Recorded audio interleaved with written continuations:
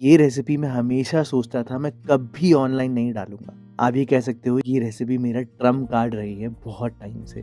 जिसने भी ये रेसिपी मेरे हाथों से बनी हुई खाई है वो मुझसे ये रेसिपी जरूर मांगता है, क्योंकि थोड़ी सी कुकिंग नॉलेज से आप एक ऐसी चीज बना सकते हो जो कि बहुत ही अमेजिंग है। आप देखना दोस्तों, ऐसी शाही पनीर की रेसिपी आपने देखी नहीं होगी।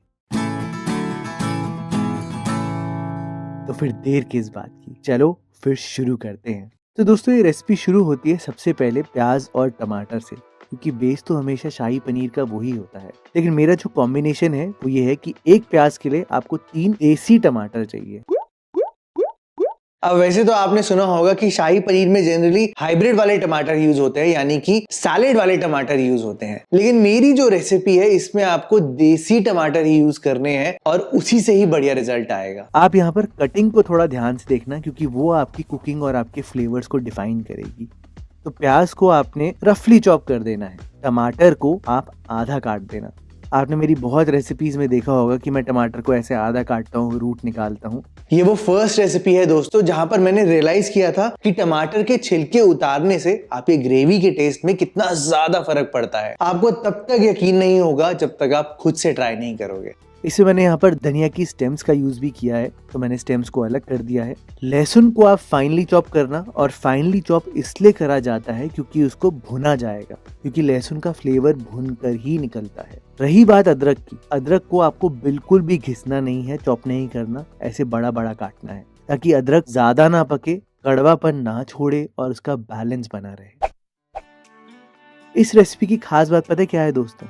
इसमें बहुत कम मसाले डलते हैं। सारा जो बैलेंस है वो बेसिक चीज़ों से है, और तभी मैंने आपको बोला था कि ऐसी शाही पनीर की रेसिपी आपने नहीं देखी हो। तो सबसे पहला एलिमेंट जो आपको जरूर लेना है वो है कि आपने यहाँ पर सरसों के तेल का यूज करना है। थोड़ा शॉकिंग है कि शाही पनीर की रेसिपी में सरसों के तेल का क्या काम है। देखो दोस्तों, इस रेसिपी में आप ये चीज समझो कि इसमें काजू, मसाले, काफी चीजों का यूज नहीं किया गया है। तो इसमें यहाँ पर फ्लेवर का बैलेंस लाने के लिए कुछ पंची बहुत जरूरी है। तो यहाँ पर सरसों का तेल वो काम करेगा, इसलिए मैंने आपको बोला कि जरूर सरसों का तेल का यूज ही करना, तभी बैलेंस बनेगा। और सरसों का तेल जैसे ही अच्छे से गर्म हो जाए, आप यहाँ पर सबसे पहले प्याज को डालना।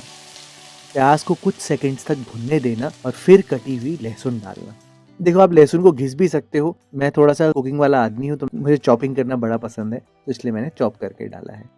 रही बात प्याज की, तो उसको आप चॉपर में मत करना, मोटा मोटा काट लेना चलेगा। चॉपर में करोगे तो प्याज अपना सारा पानी लूज कर देता है, और जो प्याज के अंदर पानी होता है उसकी वजह से ही कुकिंग में बैलेंस आता है। शाही पनीर में आपने प्याज को कभी भूनते हुए देखा है? नहीं ना। प्याज को आपको इस स्टेज तक भुनना है, यानी कि जब तक कि प्याज की जो चीनी है वो क्रिस्टलाइज नहीं हो जाती, ऐसे ब्राउनिंग होनी शुरू नहीं होती। फिर आप टमाटर डाल देना, और टमाटर के कुछ सेकंड्स तक तो प्याज की कुकिंग चलती रहेगी। इसी टाइम पर हमारी बड़ी बड़ी कटी हुई अदरक जरूर डालना, धनिया की डंठल डालना, टमाटर के ऊपर आप नमक डालना, कश्मीरी लाल मिर्च डालना, और थोड़ी देर आप भुनोगे ना तो टमाटर की जो खटास है, जो एसिडिक नेचर है, उससे प्याज की ब्राउनिंग एकदम स्टॉप हो जाएगी। आधे काटने का ये बहुत इंपॉर्टेंट बेनिफिट है।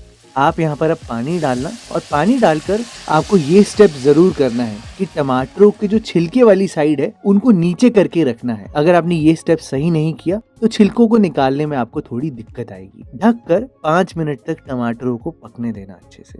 प्याज आपके गल जाएंगे, एकदम सॉफ्ट हो जाएंगे। टमाटर क्या करेंगे कि उनसे उनका छिलका अलग हो जाएगा जब आप ढक्कन खोलोगे। अब ये देखो, एक चिमटे से पकड़कर आपको एक एक छिलके को निकालना पड़ेगा।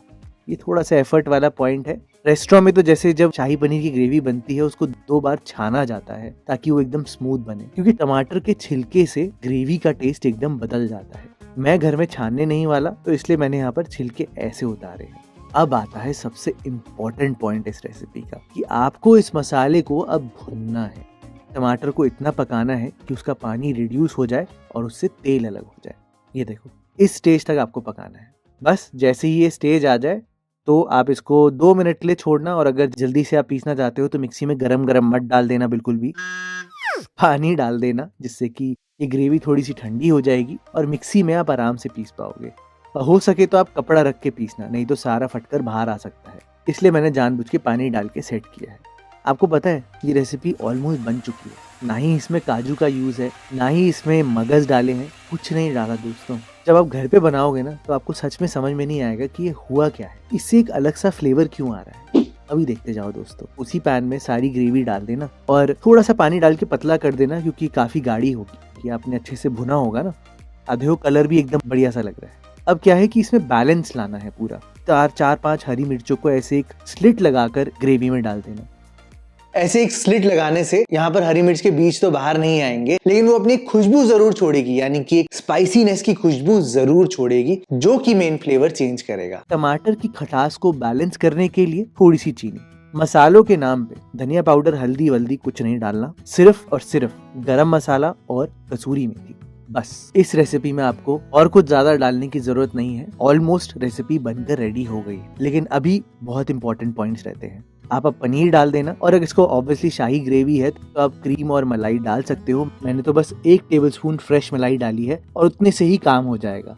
और इसको ढककर 10 मिनट के लिए पकने के लिए छोड़ दिया है। हमारी पूरी ग्रेवी सेट हो जाएगी। हल्की सी स्पाइसीनेस और मिठास का बैलेंस भी आ जाएगा।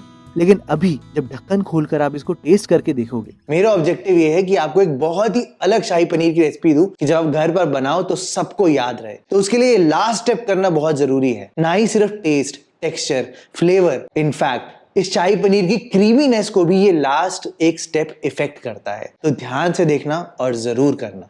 आपने बस एक कटोरी लेनी है और एक दालचीनी लेनी है, और दालचीनी को जलाना है अच्छे से। जली हुई दालचीनी को आप उस कटोरी में रखना और उसके ऊपर घी डाल देना थोड़ा सा, और इसको ढककर 5 मिनट तक स्मोक करना। मेरी बात पे आप यकीन नहीं करोगे दोस्तों, लेकिन जब ये स्मोकिंग का स्टेप करने के बाद आप टेस्ट करके देखोगे, मैं ये गारंटी करके बोलता हूँ, जमीन आसमान का फर्क होगा इस ग्रेवी में। बस दोस्तों, शाही पनीर में आपको कुछ और नहीं डालना। टेक्सचर देखो, एकदम क्रीमी टेक्सचर है। और तो और जब आप खा कर देखोगे आप मान जाओगे कि आपको कोई बहुत शूशां चीजों की जरूरत नहीं है। काजू वाजू इन सब की जरूरत नहीं है, ना ही कोई मसालों की जरूरत है। खाने में सारा खेल नाक का और माउथ फील का होता है। और बस ये आप बना कर देखना। रक्षाबंधन में, दिवाली में, जब आपका दिल करे, आपको दोस्तों बहुत पसंद आएगी। और कमेंट सेक्शन में मुझे लिख के जरूर बताना अगर आपने ट्राई करी है ये रेसिपी। और दोस्तों मिलते हैं आपसे बहुत जल्द एक और वीडियो के साथ।